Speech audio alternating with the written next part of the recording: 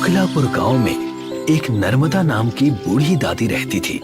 नर्मदा को उसके बेटे और बहू ने अपने पोते रिंकू के साथ गांव में छोड़ दिया था। 1 वर्ष बीत गया था और नर्मदा के पास अब घर में कुछ भी खाने के लिए नहीं बचा था। एक दिन की बात है जब नर्मदा रिंकू के साथ निर्मला के पास कुछ खाने के लिए मांगने जाती है। अरे निर्मला, अरे ओ निर्मला, सुनती हो? क्या है सुबह सुबह? क्षमा करना बहन, पर लल्ला बहुत भूखा है। अगर कुछ खाना बनाया हो तो बस लल्ला के हिस्से का दे दो। गांव बसा नहीं भिखारी पहले ही आ गए। तुझसे कितनी बार कहा है कि तेरे बेटे तो तुझे छोड़कर चले गए और अपनी पत्नी को साथ में ले गए। अब पूरा गांव तुम्हारा भार ढोएगा क्या? निर्मला सुनो तो। नर्मदा कुछ और कह पाती उससे पहले ही निर्मला अपने घर का दरवाजा बंद कर लेती है। नर्मदा की आंखों में आंसू आ जाते हैं। आप रो मत दादी, मैं जब बड़ा हो जाऊंगा तो ढेर सारे पैसे कमा कर लाऊंगा ताकि आपको किसी की बात ना सुननी पड़े। अरे तू ही तो मेरा लल्ला है। अब चल, कुछ दूर और चलना है, प्रधान जी के घर। नर्मदा और रिंकू प्रधान के घर की तरफ चले जाते हैं। प्रधान घर के बाहर खटिए पर बैठा था। प्रणाम माता जी। खुश रहो भोलू, मेरा मतलब है प्रधान जी। अरे माँ, मैं तो आपका भोलू ही हूँ। क्या आज्ञा है ये बताइए। तुम्हें देखती हूँ तो मुझे अपने बेटे की याद आ जाती है। बेटा ही समझिए, और बताइए कि मैं क्या कर सकता हूँ आपके लिए। तुम तो जानते ही हो, मेरा बेटा सारी जमीन बेचकर चला गया और अब हालात ऐसे आ गए हैं कि घर में अन्न का एक दाना भी नहीं है। निर्मला ने भी सहायता करने से मना कर दिया, इसीलिए मैं यहाँ चली आई। लल्ला को भूख लगी है, तुम इसके लिए कुछ भोजन दे दो। ये भी कोई कहने की बात हुई माँ। आप जब चाहे मुझसे खाना ले जाएं और बाकी का राशन अब से मैं आपको भिजवा दूंगा, ठीक है? बहुत बहुत आभार। मैं सोच रही हूँ कि जो राशन तुम दोगे उससे दाल मखनी का ठेला लगा लूं ताकि तुम पर बोझ ना बनूं हर महीने। आप निश्चिंत रहिए माँ, मैं कल ही सारी व्यवस्था करके आपके घर पहुँचा दूंगा। प्रधान नर्मदा को डब्बे में खाना लाकर देता है। नर्मदा और रिंकू अपने घर की ओर रवाना हो जाते हैं। ले लल्ला, अच्छे से खा। अब जब प्रधान जी राशन भेजेंगे तो तेरी दादी बढ़िया सी दाल मखनी की दुकान खोलेगी और जब खूब दाल मखनी बिक जाएगी तो तेरे लिए कपड़े और खिलौने भी ले आएगी। हाँ दादी, खूब सारे खिलौने। और दादी, मुझे किताबें भी चाहिए, तभी तो अफसर बनूंगा ना और पैसे कमाऊंगा। बड़ी मीठी मीठी बातें करता है तू लल्ला। तुझे देखकर सारा दुख अपने आप खत्म हो जाता है। दादी। हाँ लल्ला, बोल, क्या बात हो गई? मैं तो कुछ और कह रहा था। अच्छा बता, मैं भी तो सुनूं। दादी, मैं बाहर नदी के पास उस मिट्टी से खेलूंगा तो गंदा हो जाऊंगा, इसीलिए सोचा कि आपसे पूछ लूं। अच्छा तो ये बात है। जा खेल ले, लेकिन घर जल्दी लौट आना और नदी में मत जाना। बस बस दादी, मैं समझ गया। नदी में नहीं जाना, शैतानी मत करना और मिट्टी मत खाना, ठीक है दादी? अच्छा जा, अब बहुत बातें करता है। नर्मदा के घर से कुछ ही दूर एक छोटी नदी थी। रिंकू नदी किनारे मिट्टी से खेल रहा था। तभी वहाँ एक व्यक्ति जो दिखने में काफी दिव्य था, उसे मिट्टी खाता देख उसके पास आ जाता है। अरे पुत्र, ये मिट्टी क्यों खा रहे हो? आप भी तो खाइए ना मामा जी, बहुत ही स्वादिष्ट लग रहा है।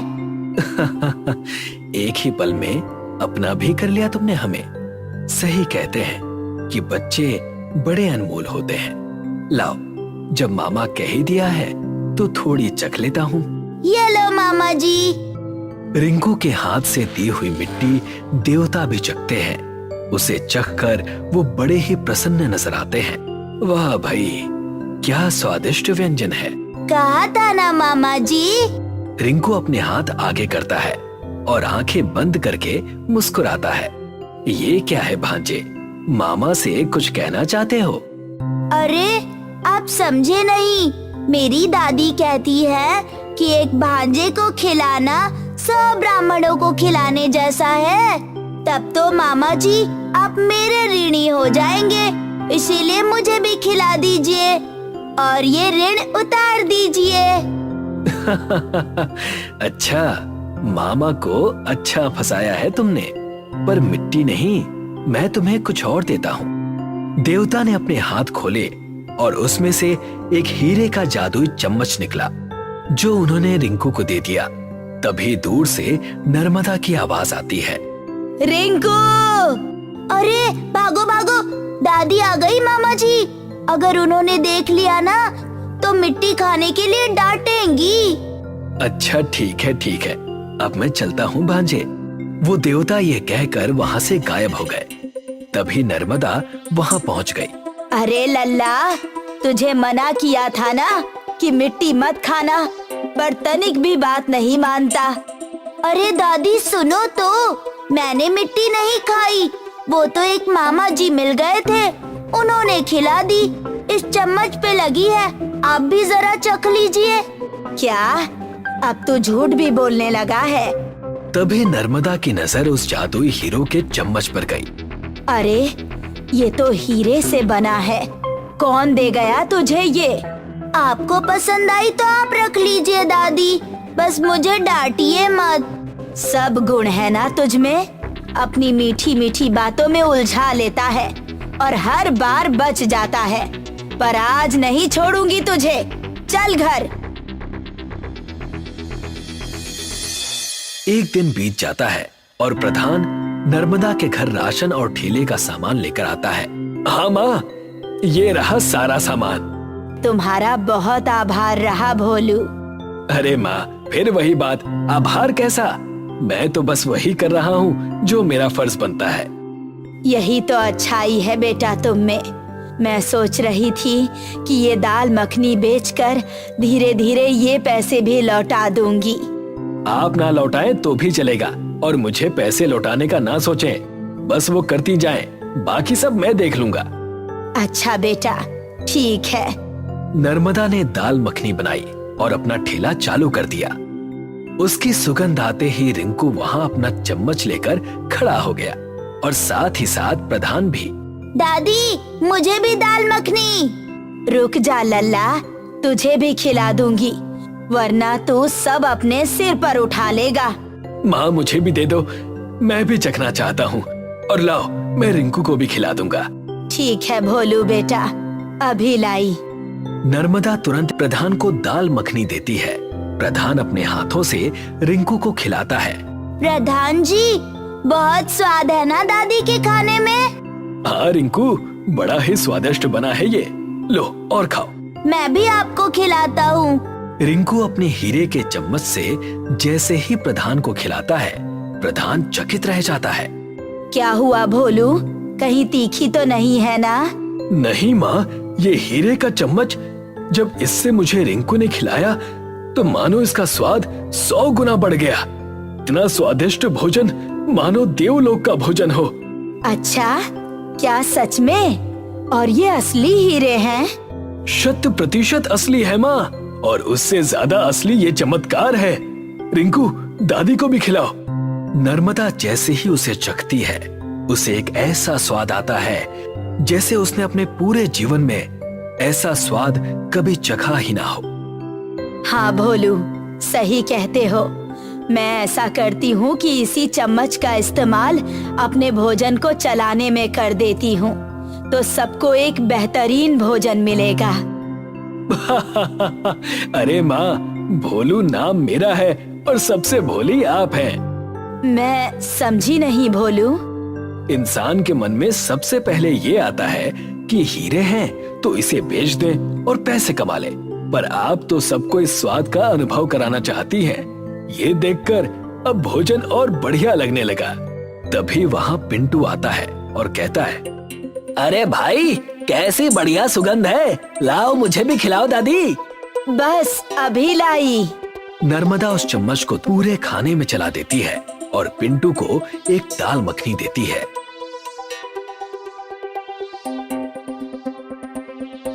अरे वाह माँ, ऐसे स्वादिष्ट खाने को तो दिव्य ही कहा जा सकता है। मैंने कभी शहर में भी ऐसा कुछ नहीं चखा। खा बेटा और खा, आज कोई दाम नहीं लूंगी इस दाल मखनी का। निर्मला भी वहाँ चली आई और पूछने लगी, अरे ओ नर्मदा, क्या बात है और ये शोरगुल कैसा? आओ बहन, तुम भी चखो दाल मखनी, बहुत स्वादिष्ट बनी है। मैं नहीं खाती, बस देखने आई थी कि आखिर तुमने क्या नया बखेड़ा चालू कर दिया। और वैसे भी तुम्हारे पास इतनी सामग्री होगी कहाँ कि तुम कुछ अच्छा बना भी सको। अरे माता जी, चख तो लो, आपका बेटा जो शहर से लाता है उससे भी बेहतरीन है। ए बोलू, बहुत बोलता है। मेरा बेटा जो चीजें भेजता है ना, वैसा तुमने सोचा भी नहीं होगा। चख तो लीजिए, फिर आपकी जो ये बोली निकल रही है ना, वो थोड़ी मीठी हो जाएगी। अच्छा, लाओ देखूं जरा, बड़े आए बोली मीठी करने वाले। नर्मदा बड़ी खुशी से उसे चखने के लिए दाल मखनी देती है। जैसे ही निर्मला उसे खाती है, उसकी आंखें फटी की फटी रह जाती हैं। अरे वो नर्मदा, मुझे भी बताओ ना कि कैसे बनाई तुमने ये दाल मखनी। बताती हूँ। नर्मदा ने पूरी बात बताई और तुरंत ही निर्मला उस चम्मच को हाथ में लेकर देखने लगी। क्या बात है निर्मला दादी? ये मेरा चम्मच है, मुझे लगा कि ये खो गई है। अब समझ में आया कि इसने चोरी की थी। बस भी करिए अब आप, जब से आई हैं बस खराब बातें, और जी नहीं भरा तो अब चोरी का इल्जाम लगाने लगी हैं। ए प्रधान, तुम कुछ नहीं जानते, इससे पूछो कि फिर इसे ये चम्मच कहाँ से मिला। ये चम्मच रिंकू को मिला था, कल जब वो नदी के किनारे खेलने गया था। हाँ, मुझे वो मामा जी ने दिया था। तेरा कोई मामा वामा नहीं है, बस मनगढ़ंत कहानियाँ बनाते हो तुम लोग। मैं चली अपना चम्मच लेकर। ये कहकर निर्मला चम्मच लेकर भाग गई। फिर नर्मदा बहुत उदास हो गई। दादी, दादी मेरा चम्मच। रो मत रिंकू, मैं वो चम्मच जरूर लेकर आऊंगा। नहीं भोलू, जाने दो। नदी के पास इसे वो चम्मच जिसने भी दिया था, और मेरे साथ जो भी घटनाएं हो रही है, उसे देखकर लगता है कि वो जरूर कोई देवता थे। अगर उन्होंने वो चम्मच खुद रिंकू को दिया था तो वो कहीं नहीं जाएगा। तभी निर्मला की जोर की आवाज आई। सभी वहाँ दौड़ते हुए पहुँचे तो देखा कि निर्मला बाहर गिर पड़ी है और एक प्लेट में चम्मच और खाना रखा है। अरे बचाओ! नर्मदा उसे पानी पिलाती है और पूछती है, क्या हुआ निर्मला? मैंने जैसे ही इस चम्मच से खाना खाया मेरा मुंह जलने लगा। अरे मानो जैसे 10 मिर्ची एक साथ खा ली हो। पानी भी पिया पर ठीक नहीं हुआ। अब जब तुमने पानी पिलाया तो राहत मिली है मुझे। देखा माता जी, जिसका है उसी को मिलेगा। ऐसे कपटी काम ना करें। भगवान ने सब दिया है, पर लालच और ईर्ष्या ऐसी कि किसी और के हाथ में कुछ अच्छा आ जाए तो देखा ही नहीं जाता। मुझे माफ कर देना नर्मदा, ये लो तुम्हारा चम्मच। इस घटना के बाद नर्मदा की दुकान चल गई। नर्मदा की दाल मखनी अब पूरे गांव का सबसे स्वादिष्ट व्यंजन बन चुका था। अजय अपने माता पिता का इकलौता बेटा था। तीनों मिलकर खेत में काम किया करते थे। कुछ दिनों पहले ही अजय के माता पिता का देहांत हुआ था। अजय अब इस दुनिया में अकेला पड़ गया था। माँ बाबा के जाने के बाद मुझे ऐसा लगता है जैसे मेरी जिंदगी में अब कुछ बचा ही नहीं है। मैं समझ सकता हूँ अजय, कितना अकेला पड़ गया हूँ मैं। घर संभालूं कि खेत, समझ नहीं आता। अच्छा, वैसे तुम्हारी गैस खराब हो गई थी ना, तुमने ठीक करवा लिया? नहीं यार, अभी इतने पैसे नहीं कि गैस ठीक कराऊं। सोच रहा हूँ कि एक चूल्हा बना लूं मैं अपने लिए। अजय अपने लिए एक चूल्हा बनाता है। बस खाना बन जाए इस चूल्हे में कुछ दिनों के लिए, फिर बाद में नया गैस ले लूंगा। अजय चूल्हे में खाना बनाने की कोशिश करते हुए कभी अपना हाथ जला लेता और कभी धुएं की वजह से खांसता रहता। अजय जला भुना खाना खाते हुए दिखता है। एक रात को अजय खेत से बहुत लेट आता है और घर में कोई खाना नहीं बना है। भूख से अजय के पेट में आवाज हो रही थी। अजय रोते हुए अपनी माँ को याद करता है। माँ, तू होती तो मुझे कभी भूखे पेट सोना नहीं पड़ता। कितनी फूटी किस्मत है मेरी। अजय रोते रोते खिचड़ी बनाता है और फिर खाकर कुकर चूल्हे में ही रखकर सो जाता है। दूसरी सुबह। कल रात की खिचड़ी तो बहुत अच्छी बनाई थी मैंने। काश थोड़ा सा बचा लेता तो आज भी खा सकता था। ये कुकर इतना भारी क्यों लग रहा है? मैंने तो कल सारी खिचड़ी खत्म कर दी थी। अजय कुकर खोलकर देखता है तो उसमें कुकर भरकर खिचड़ी पड़ी होती है। अजय हैरान हो जाता है, पर वो सोचता है शायद उसने कल रात को गलती से ज्यादा खिचड़ी बना ली होगी। अजय खिचड़ी खाता है और खेत में खाने के लिए भी ले जाता है। अजय, आज तो तुम बढ़िया खाना लेके आए हो। लगता है खाना बनाना सीख गए हो तुम। उस रात को अजय रोटी और सब्जियां बनाता है। सब्जी की कढ़ाई चूल्हे में ही रखी होती है। अजय खाना खाने के बाद जब कढ़ाई चूल्हे से उतारता है तो कढ़ाई फिर से सब्जी से भरी हुई है। आज तो मैंने इतनी सब्जियां बनाई ही नहीं थी।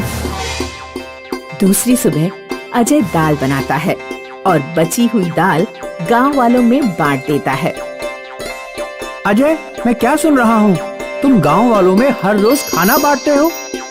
कुछ दिनों पहले तो तुम्हारे पास गैस भरने के भी पैसे नहीं थे। एक राज की बात बताऊं? चलो मेरे घर।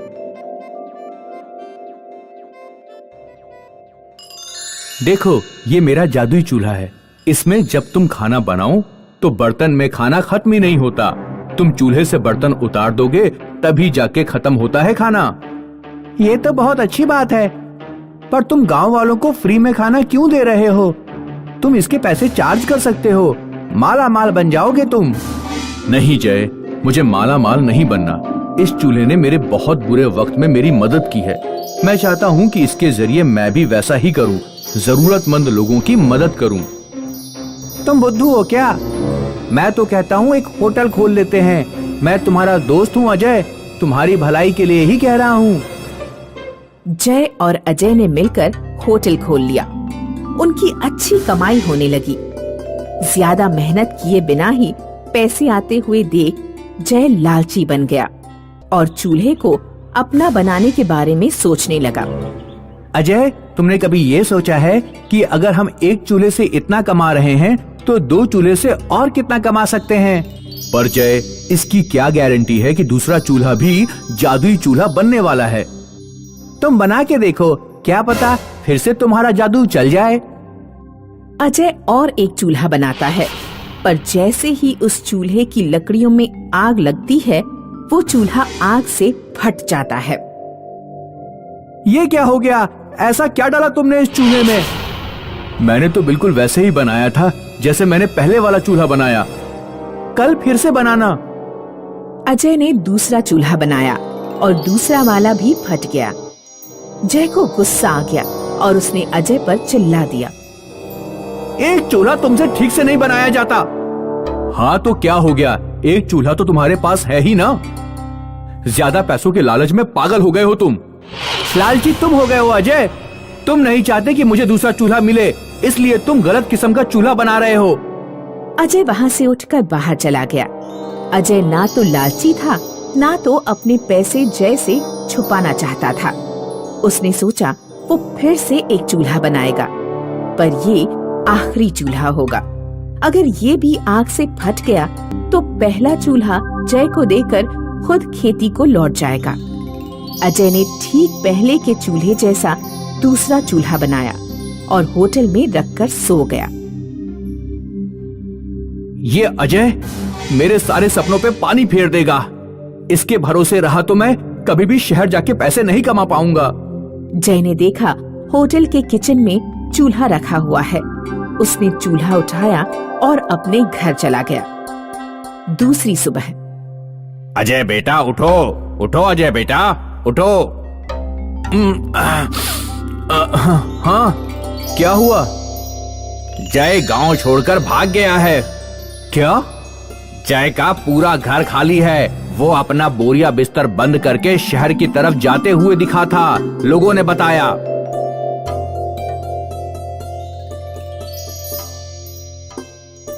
बेटा सदमा बर्दाश्त नहीं हो रहा है क्या? नहीं काका, मैं तो जय की किस्मत पे हंस रहा हूं।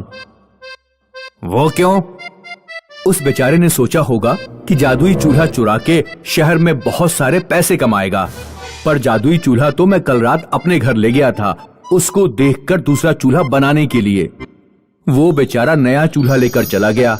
अब पता नहीं उसमें कोई जादू होगा भी या नहीं होगा। उधर जय शहर में एक दुकान खोलता है, बड़े बड़े बैनर बनाता है होटल के लिए और खुशी खुशी पूरे विश्वास से सब्जी बनाने की तैयारी में चूल्हे की लकड़ियों को आग लगाने की कोशिश करता है। पहले के सारे चूल्हों की तरह ये चूल्हा भी आग लगते ही फट जाता है। जय चूल्हे को और अपनी फूटी किस्मत को देखकर सर पकड़कर रोने लगता है।